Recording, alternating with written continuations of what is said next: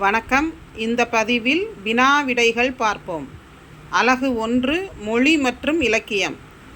திராவிட மொழிகளின் வகைகள் யாவை? எழுத்தின் வடிவம் மற்றும் இலக்கிய நடையை பொறுத்து திராவிட மொழிகளை கீழ்காணும் 2 வகையாக டாக்டர் கால்டுவெல் பிரித்தார். திருந்திய திராவிட மொழிகள், திருந்தாத திராவிட மொழிகள். திராவிட மொழிகளின் வகைகள் யாவை? எழுத்தின் வடிவம் மற்றும் இலக்கிய நடையை பொறுத்து திராவிட மொழிகளை கீழ்காணும் 2 வகையாக டாக்டர் கால்டுவெல் பிரித்தார். 1. திருந்திய திராவிட மொழிகள், 2. திருந்தாத திராவிட மொழிகள். இலக்கியம் பெற்ற திராவிட மொழிகள் யாவை?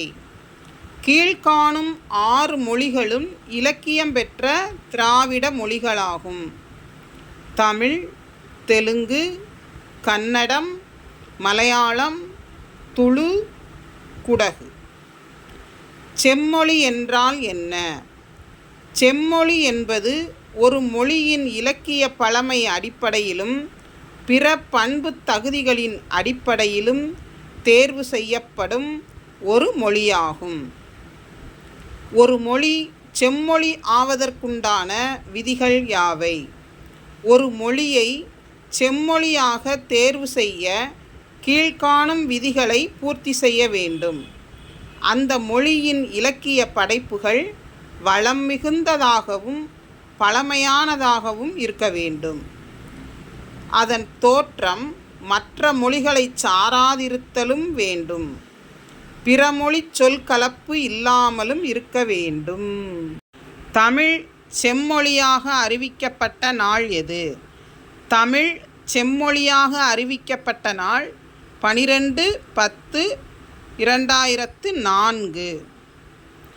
செவ்வியல் பொருள் தருக. செவ்வியல் என்னும் சொல் ஆங்கிலத்தில் கிளாசிக்கல் என்னும் வார்த்தையாகும். இந்த சொல்லிற்கு அனைவராலும் ஏற்றுக்கொள்ளப்பட்ட, சிறப்புடைய, மேம்பாடுடைய, முதல் தரமான, தூய்மை வாய்ந்த முதலான சொற்பொருள் விளக்கங்கள் காணப்படுகின்றன. அறம் வரையறு. ஒரு மனிதன் தனக்குத்தானே தலைவனாகுவதற்கு உருவாக்கிய நெறிமுறைகள், கொள்கைகள் ஆகியவற்றின் தொகுப்பே அறம் எனப்படுகிறது. நேர்மையான வாழ்க்கை வாழ்வதற்குரிய சட்டமாக அறம் விளங்குகிறது. அறத்தின் நன்மைகள் 4 கூறுக. அறமானது அறிவு வரும்போது காக்கும் அழியாத துணையாகும். அறம் மனிதனின் ஆயுள் காலத்தை கூட்டும். அறத்தினை பின்பற்றினால் மதிப்பும் செல்வமும் வளரும். அறம் நல்வழியில் செல்வதற்கு துணை நிற்கின்றது. அறத்தின் நன்மைகள் 4 கூறுக. அறமானது அழிவு வரும்போது காக்கும் அழியாத துணையாகும். அறம் மனிதனின் ஆயுள் காலத்தை கூட்டும். அறத்தினை பின்பற்றினால் மதிப்பும் செல்வமும் வளரும். அறம் நல்வழியில் செல்வதற்கு துணை நிற்கின்றது. அடுத்தடுத்த கேள்விகளை அடுத்தடுத்த வீடியோக்களில் பார்ப்போம். நன்றி.